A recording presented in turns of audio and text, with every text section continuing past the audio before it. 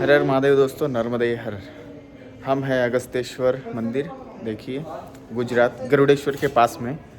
और यहाँ पे सुबह के बज चुके हैं 6:30 के करीब।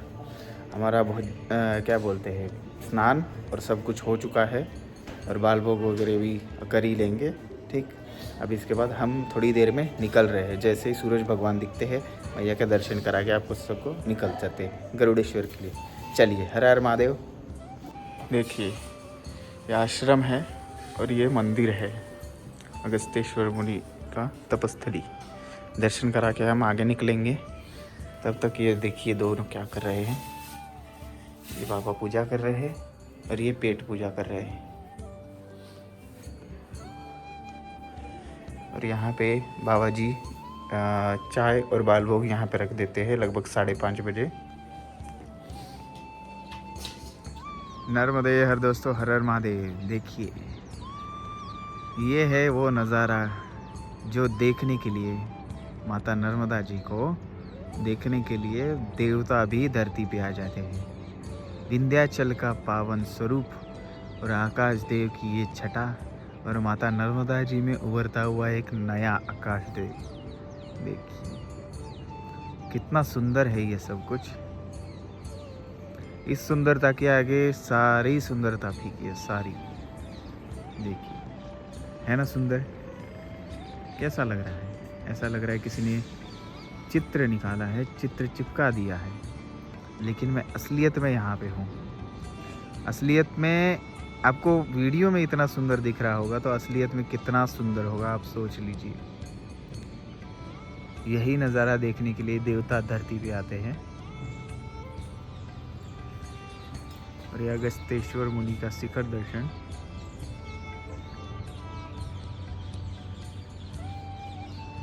केदारेश्वर महादेव।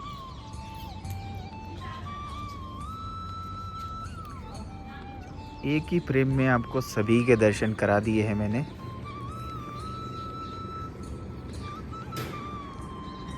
देखे दोस्तों, ऐसा लगता है यहीं पे रह जाऊं और अगली सारी लाइफ यहीं पे गुजार दूँ। जीवन तो अपना समर्पित है ही, लेकिन यहीं पे रुकने का मन करता है। ऐसा है पावन नर्मदा जी का किनारा और ये दृश्य। चलिए, लेकिन हमें परिक्रमा पूरी करनी है। जो संकल्प लिया है उसको पूरा करना पड़ेगा, इसलिए हमें जाना पड़ रहा है। इससे भी सुंदर सुंदर आ सकते हैं, हम तो वैसे भी स्वर्ग में हैं। तो चलिए आगे बढ़ते हैं। जय अगस्तेश्वर मुनि महादेव की। चलिए हम आपको दर्शन कराते हैं अगस्तेश्वर जी के। ये अगस्त्य मुनि जी का तपस्थली स्थान, यहीं पे विंध्याचल भी आए थे। ऐसा ही पावन स्थान अगस्तेश्वर महादेव गरुड़ेश्वर से 2 किलोमीटर पहले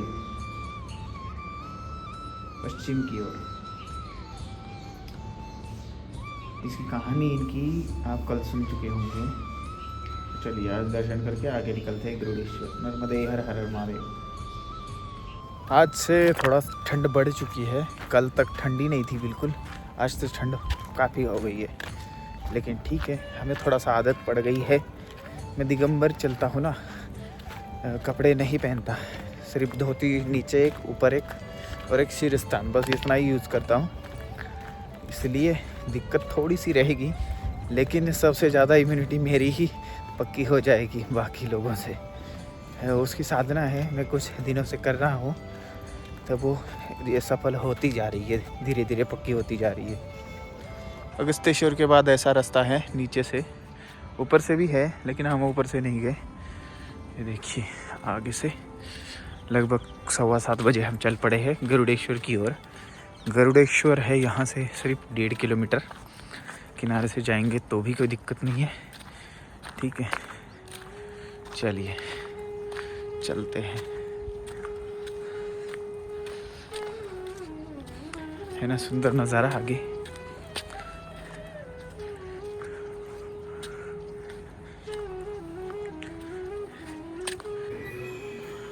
ये है टेम्बे स्वामी जी का दत्त मंदिर, मतलब दत्त जी का, जहाँ टेम्बे स्वामी जी पूजा करते थे, उन्हीं के समय का है।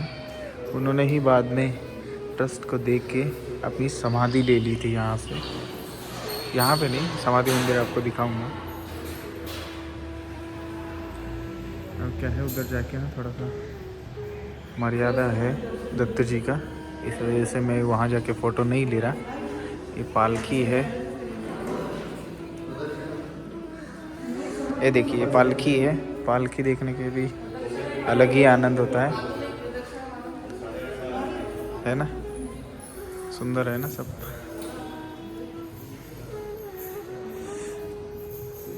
गुरुदेव जी का मंदिर है, दत्त जी का। दोस्तों हम आ चुके हैं गरुड़ेश्वर, और आपने जो दर्शन किए वो है दत्त जी के मंदिर के। अभी हम जा रहे हैं नारदेश्वर, नारद जी की तपस्या स्थली। ये डैम के थोड़ा सा इस साइड है, और आगे जाना पड़ेगा आपको, समाधि मंदिर से आगे जाना पड़ेगा, हनुमान गुफा से भी आगे नारदेश्वर। चलिए चलते हैं दोस्तों। मारुति गुफा यहाँ पे वीडियो बनाने नहीं देते, लेकिन नारदेश्वर में हम बनाएंगे। मारुति गुफा से आगे जाके नारदेश्वर है, किनारे किनारे है मैया जी के। देखिए देखिए इधर है ये। अब ऊपर चढ़ के मारुति गुफा है, यहाँ पे बोर्ड लगा है देखो, ठीक है। नारदेश्वर के दर्शन करने होंगे तो हनुमान गुफा से आगे जाना पड़ेगा आपको, और ये ऊपर चढ़ के किनारे है बिल्कुल। वहाँ से माता जी का ये डैम है, देखिए ये डैम का ऑफिस है। नारद भगवान जी की तपस्थली है, देवऋषि नारद। देखिए चलिए आपको उधर से दर्शन कराते हैं। हनुमान गुफा तो हम दिखा नहीं पाएंगे। ये मारुति गुफा मंदिर, और इसके पीछे से रास्ता जाता है नारदेश्वर के लिए। ये देखिए पहाड़ी इलाका है, शूलपानी क्षेत्र। आगे लिखा भी है नारदेश्वर। ये देखिए ऐसा रास्ता जाता है नारदेश्वर के लिए। हम हैं गरुड़ेश्वर में। ये देखिए यहाँ से इस साइड मैया है, पूरी दिख रही है। ये सारा समुंदर है गरुड़ेश्वर डैम का, और यहाँ पे नारदेश्वर एकदम किनारे पे है। देख रहे कैसी प्रकृति है इधर।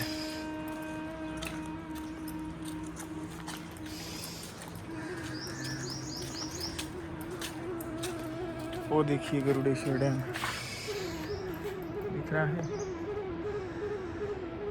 यहाँ तक है इसकी सीमा, और यहाँ से जल का भराव है सारा।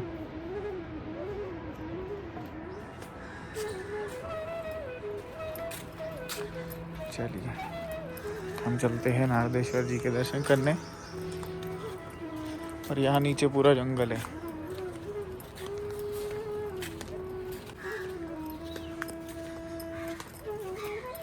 तो बहुत सारा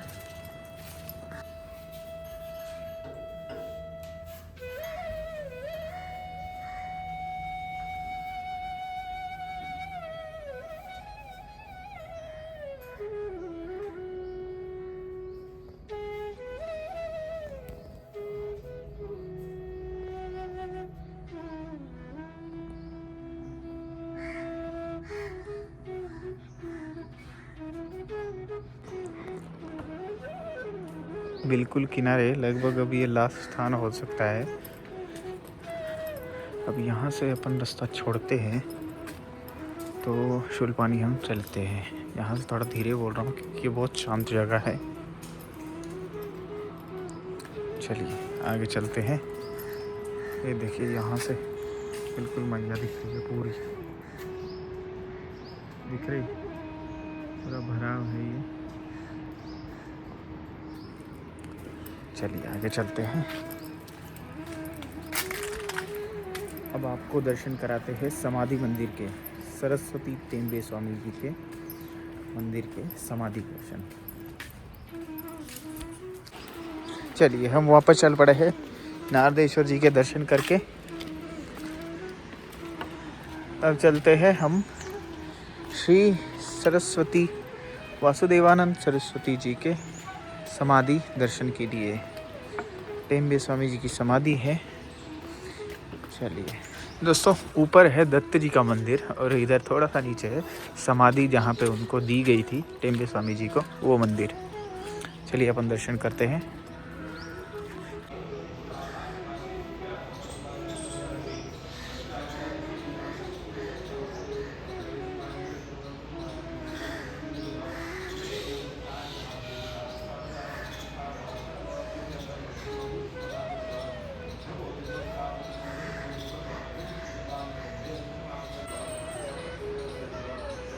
समाधि मंदिर है इनका।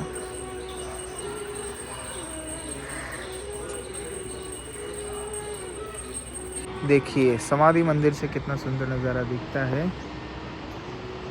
ये मैया जी का स्वरूप यहाँ पे।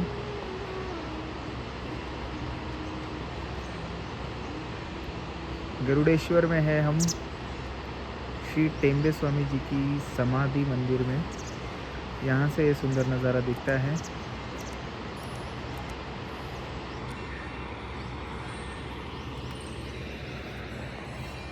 ये इधर समाधि मंदिर।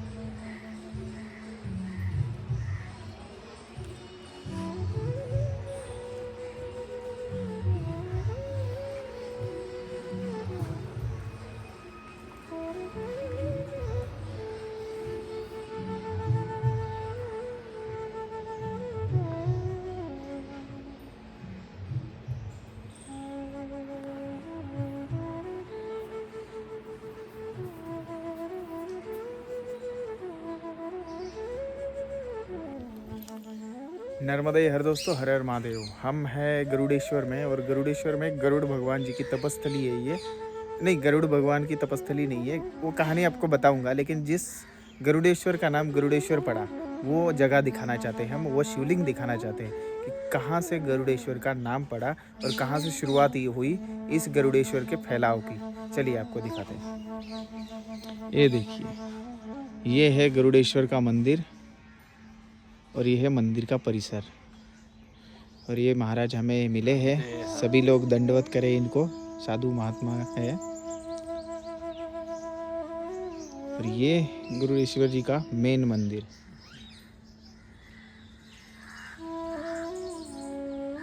आपको दर्शन भी कराएंगे शिवलिंग के, लेकिन आप परिसर देख लो।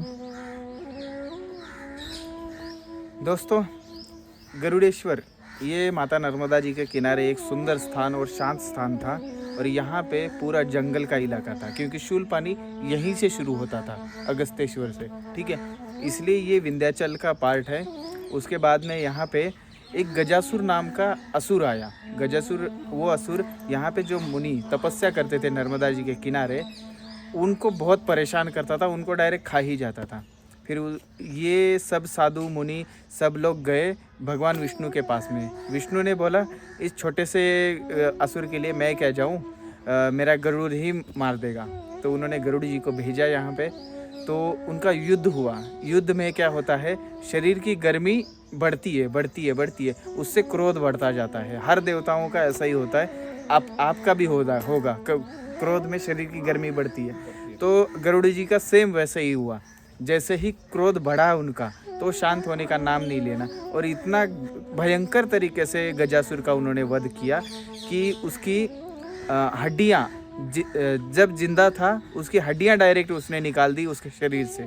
और वो हड्डियाँ छिन्न विछिन्न कर दी, मांस भी इधर उधर फेंक दिया। उनका वो स्वरूप देख के यहाँ पे जो ऋषि मुनि थे वो सब चले गए, क्योंकि जहाँ जिस धरती पे मांस पड़ जाता है तो अशुद्ध हो जाती है, तो वहाँ तपस्या करने लायक होता नहीं है। तो इस वजह से सारे महात्मा हिमालय चले गए यहाँ से।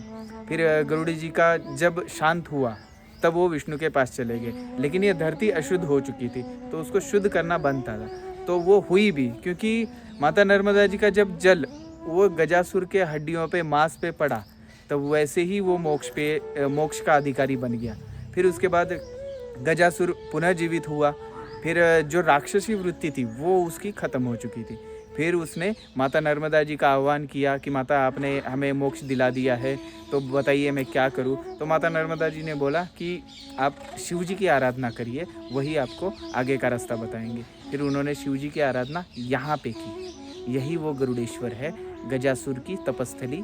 और शिव जी यहाँ पे आए थे गजासुर के तपस्या करने की वजह से, इस वजह से ये तपस्या स्थल गजासुर का है। शिव जी ने गजासुर को नाम दिया गजेंद्र इस वजह से। और उसका जो अभी अपन करोटेश्वर दर्शन कर आए थे तो गजासुर का सर वहाँ पे गिरा था, इस वजह से उसका करोटेश्वर तीर्थ नाम है, ठीक है। और ये गरुड़ेश्वर जो गजासुर की तपस्थली है, तो ऐसी ये तपस्थली है, सुंदर सी और शांत स्थान था बहुत। और अभी भी कुछ ज़्यादा डेवलपमेंट नहीं हुई, लोग आते हैं जाते हैं, लेकिन ठीक है, अपना प्राचीनता अपनी उसने रखी हुई है। चलिए आपको दर्शन कराते हैं गरुड़ेश्वर जी के, और भगवान के दर्शन से हम धन्य हो जाते हैं, आपको भी कराते। चलिए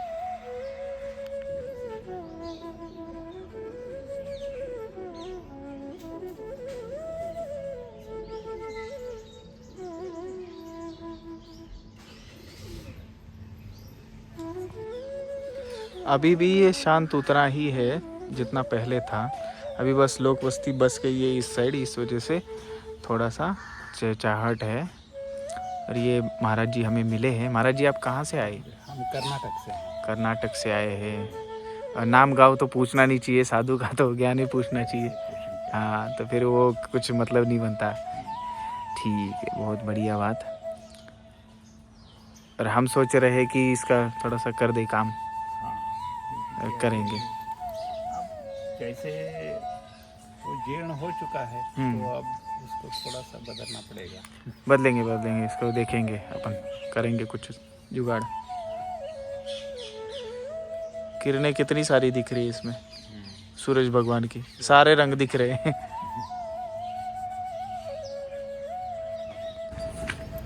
दोस्तों हम रोड छोड़ के थोड़ा सा अंदर की तरफ जा रहे हैं। डायरेक्ट जैसे ही पुल लगता है गरुड़ेश्वर का लास्ट में, गांव ख़त्म होते ही, वैसे ही एक रास्ता राइट हैंड की तरफ गया है मधुचंदेश्वर के लिए।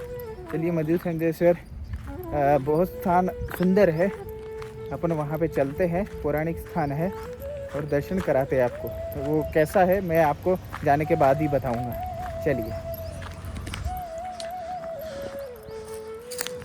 देखिए, यहाँ पे आए हम, यहाँ से इस साइड मुड़ जाएंगे तो हम उधर नीचे की तरफ जाएंगे। और रास्ता थोड़ा सा भूल गया हूँ। और ऊपर एक टेकड़ी पे देखिए, इधर भी एक मंदिर है। ये हम जा रहे हैं मैया के किनारे जा रहे हैं। वैसे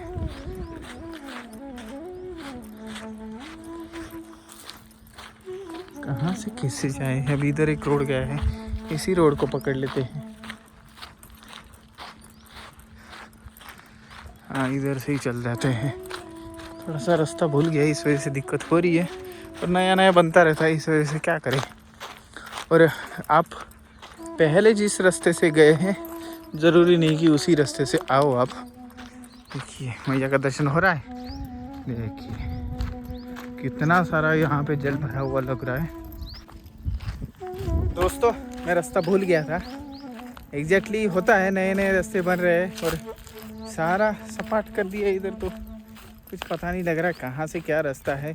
और बीच में एक पहाड़ है, उसके पहाड़ के पीछे है वो सब, इस वजह से अंदाज़ा नहीं लग पाता ऐसे एरिया में, इसलिए थोड़ा सा ध्यान से आना पड़ता है। अब मैं उधर से वापस ही जा रहा था, लेकिन समझ में आ गया कि ये तो वापस जा रहा है रास्ता, इसलिए मैं इधर से फिर से आ गया। ये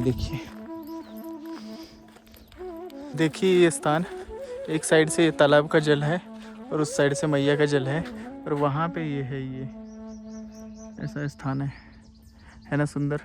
दोस्तों हम आ गए हैं मधुचंदेश्वर महादेव। ये देखिए, और यहाँ पे नर्मदा जी है और यहाँ पे एक तालाब बना हुआ है, और दोनों के बीच में ये मंदिर है। और यहाँ पे जो माता जी रहते हैं, माता जी और बाबा जी दोनों, देखिए इनके दर्शन करिए साधुओं के। और यहाँ पे थोड़ा सा जो क्षीण हो चुका है, देखिए मंदिर का कलश दिख रहा है आपको कैसा हुआ है, ठीक है। और अंदर से भी बहुत बुरी हालत है, वो दिखाऊंगा अभी दर्शन कराते वक्त। तो ये बहुत सालों से ऐसा चलता रहा है, मंदिर भी बहुत जीर्ण शीर्ण हो गया है, तो इसको जीर्णोद्धार का थोड़ा सा होगा, ज़रूरत है। तो माता जी आप क्या कहना चाहेंगे? हाँ, ये स्वयंभू महादेव है, नर्मदे। ये स्थान स्वयंभू महादेव है, मधुचंदेश्वर, और पौराणिक है। सो यहाँ का महत्व ज़्यादा है, परिक्रमावासी भी आते हैं, साधु संत भी आते हैं। लेकिन ये वियर डैम बनने की वजह से 2-3 बार यहाँ बाढ़ आ गई, और बाढ़ में बहुत नाश हो गया है। तो हम चाहते हैं कि इसका मंदिर का जीर्णोद्धार हो जाए और मंदिर को बचाए, तो अच्छी बात है। अब अपन सनातनी है ही, तो इतना गवर्नमेंट से और प्रशासन से इतना मतलब विनती मैं कर रही हूँ, जो हो जाए तो अच्छी बात है। नर्मदे हर। दोस्तों अब देखिए इधर एक दिखाता हूँ आपको, ये देखिए दिख रहा है, ये होटल है दोस्तों, ठीक है। हाँ, ये होटल है, और होटल कहाँ तक आया है, ये मैया जी के अंदर लेते जा रहे हैं। तो होटल अशुद्ध होता है, मतलब उधर शुद्धता इतनी होती नहीं है, फिर भी वो मैया जी के अंदर जा रहा है, उसका सारा कचरा मैया जी के अंदर जाएगा। ये कुछ ना कुछ कहीं ना कहीं प्रशासन को सोचना पड़ेगा, और इस जगह के पौराणिक जगह को बचाना पड़ेगा। ये प्रशासन से हम अपील करते हैं वीडियो के ज़रिए, अगर कोई प्रशासन में है तो उनको ये वीडियो पहुंचाई जाए, और प्लीज़ इस जगह को थोड़ा सा ध्यान दिया जाए। देखिए इतनी सुंदर जगह है, ऐसी जगह करोड़ों सालों में बनती है, और टूटने में इसको ज़्यादा देर नहीं लगेगी, लेकिन बनने में करोड़ों साल लग जाते हैं। इस वजह से प्रशासन को थोड़ा सा, पौराणिक जगह है इस वजह से ध्यान देना पड़ेगा, और इसका जीर्णोद्धार वगैरह करना पड़ेगा, और इसको जितना हो सके उतना बचाना पड़ेगा। और ये जो चल रहा है ना, ये ठीक नहीं है वैसे तो। चलिए हम दर्शन करते हैं मधुचंदेश्वर जी के।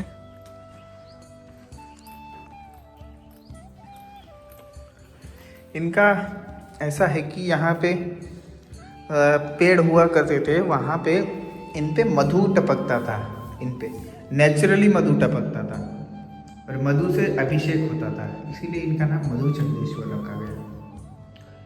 स्वयंभू है और बहुत सुंदर जगह है।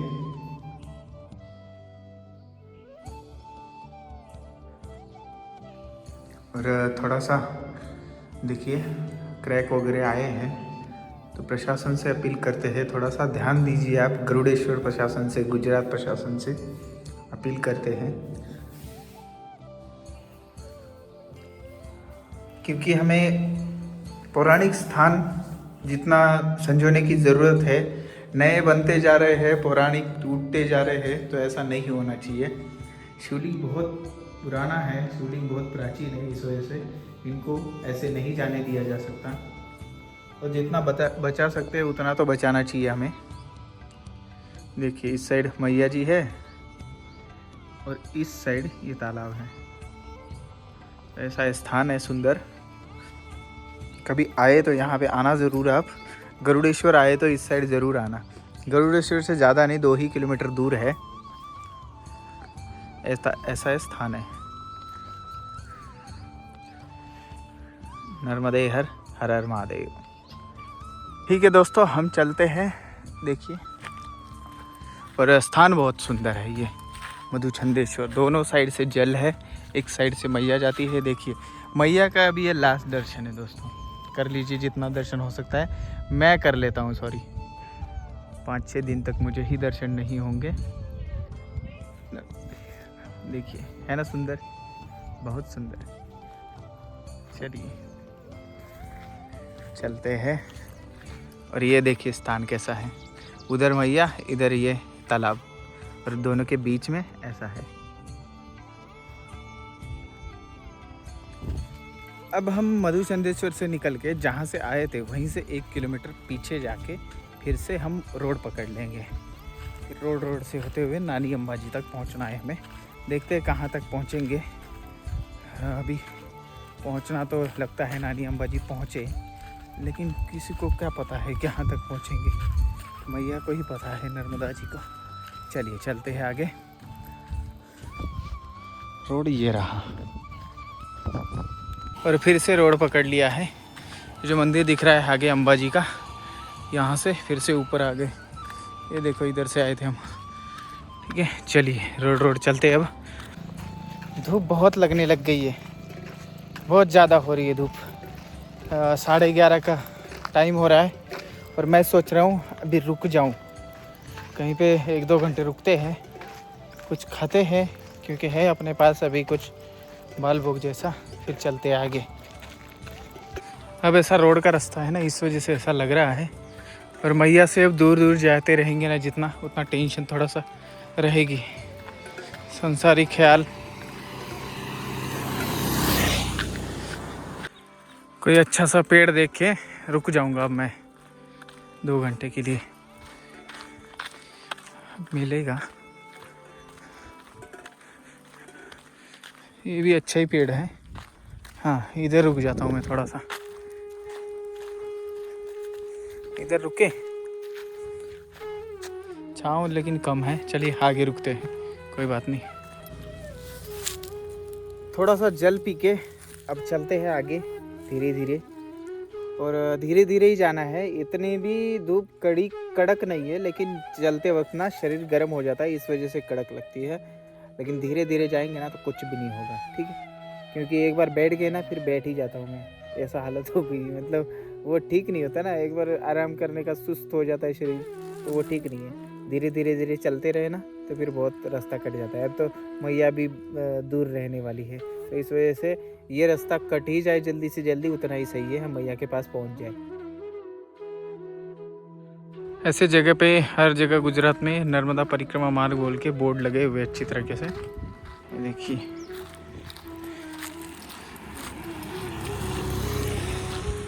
इससे बोर्ड लगे हुए। हम फिर से चल पड़े। थोड़ा सा आराम करने के बाद में हम पहुंच गए हैं खड़गड़ा गांव में। खड़गड़ा गांव थोड़ा सा बड़ा है, अभी देखते हैं। हमारे पास थोड़ा सा बाल भोग है, हम यहीं पे बैठ के कहीं पे भोग लेंगे। खड़गड़ा गांव में ये छोटा सा आश्रम है, ये देखिए। दोपहर में कुछ विश्रांति के लिए रुके हुए हैं, कुछ परिक्रमावासी 1-2। बाकी हम तो अभी आए हैं ऐसे ही बैठने के लिए। यहाँ पे चाय तो पूरे दिन चालू ही रहती है। ठीक है चलिए अपन थोड़ा सा आगे बढ़ते हैं। देखिए इधर एक नदी आती है, बहुत सुंदर। और देखिए कचरा नहीं है इतना इधर। छोटे छोटे गाँव में नदियों को गंदा नहीं किया जाता, पानी भी इतना साफ है, कमाल है ना। इनसे कुछ सीखना बनता है अपना। दोपहर के समय ये थेपला लाया था बाबा जी के फैमिली ने, तो अब दोपहर में पा रहे हैं हम थेपला और दही के साथ में, और बिल्कुल सड़क के किनारे। हमने 2 घंटे लगभग आराम किया है। 12 बजे से बैठे थे, 2:30 बज गए हैं, मतलब 2.5 घंटे आराम हो गया है। अब चलते हैं आगे। 5-6 किलोमीटर चलना है, तो जल्दी से जल्दी पहुँचे तो स्नान संध्या अपने समय से हो। क्यों? अब देखो ये सोए है, चलो सोने दें इनको, अपन बढ़ते आगे नर्मदे हर। इतनी कड़कती धूप में जब पेड़ों की छाँव आती है ना, तो शरीर को सुख प्रदान करती है और ठंडक लगती है। देखिए कितना अच्छा लग रहा है। ठंडा हवा इधर ही आती है, एकदम से धूप में आने के बाद में ठंडी हवा आ जाती है, ठंडक सी आती है, बड़ा अच्छा लगता है। सड़क भी खाली है पूरी। हम जा रहे हैं झरिया की तरफ। अब भोजन करने के बाद में थोड़ा सा शरीर भारी हो जाता है। भोजन जब नहीं करते तब एकदम हल्का रहता है, तब जा सकते हैं, मेहनत भी हो जाती है, लेकिन फिर भोजन तो करना पड़ता है ना, कम से कम एक टाइम तो करना ही पड़ता है। शाम का पता नहीं था, इसलिए कैसा होता है जब मिले कर लो, फिर आगे का पता नहीं, ठीक है, ऐसा होता है, इसलिए कर लेना पड़ता है।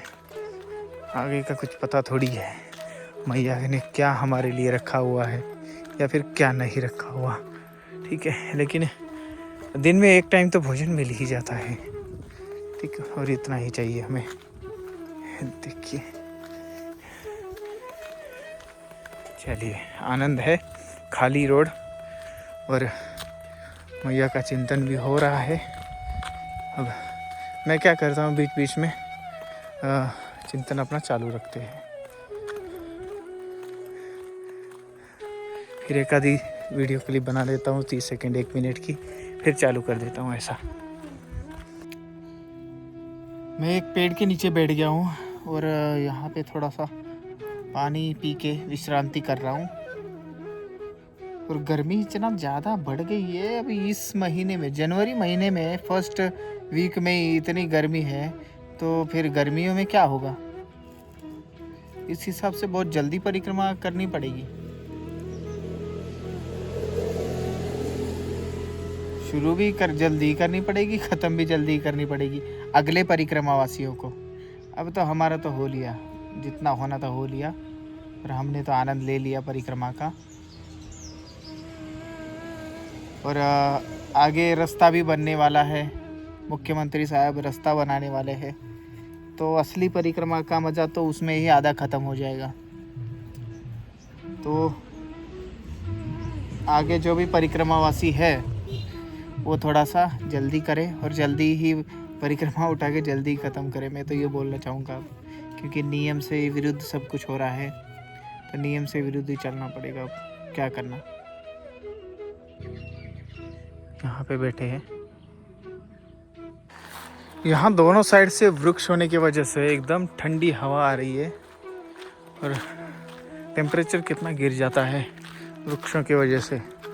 देखिए, लगभग 1 एकड़ का अगर आपका एरिया है, बीच में अगर आप सोते हैं तो 4 डिग्री टेम्परेचर आपके गिर जाता है वातावरण का। देखिए, ऐसा होना चाहिए। कितना अच्छा रास्ता है, ऐसा सुंदर रास्ता। नर्मदे हर। धन्यवाद भगवान, इन लोगों को इतनी बुद्धि देने के लिए।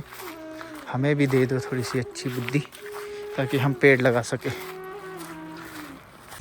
झरिया के पंचमुखी हनुमान मंदिर हम पहुंचे हैं। ये आश्रम है सामने, ये देखिए ये वाला,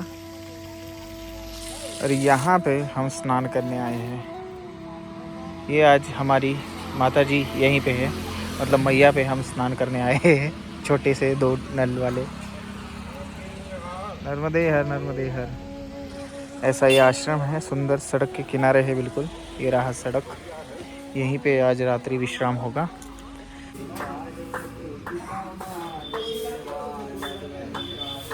ये देखिए ये आश्रम है, और यहाँ पे आसन लगा दिया है परिक्रमावासियों ने, अपना भी आसन लग चुका है, ठीक है। ऐसा है ये आश्रम। और रसोई उस साइड है जहाँ पे बल्ब जल रहा है ना, वो रसोई है, बाहर ही है रसोई।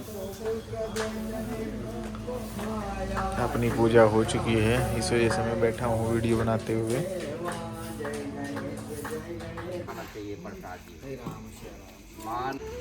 दोस्तों देखिए, बाबा जी यहाँ पे भोजन वितरण कर रहे हैं, और ये कहीं भी बैठ के खा सकते हैं, ऐसा सिस्टम है इधर जी। क्योंकि थोड़ा सा जगह तो बहुत है, लेकिन ठीक है, जैसा आश्रम का सिस्टम है।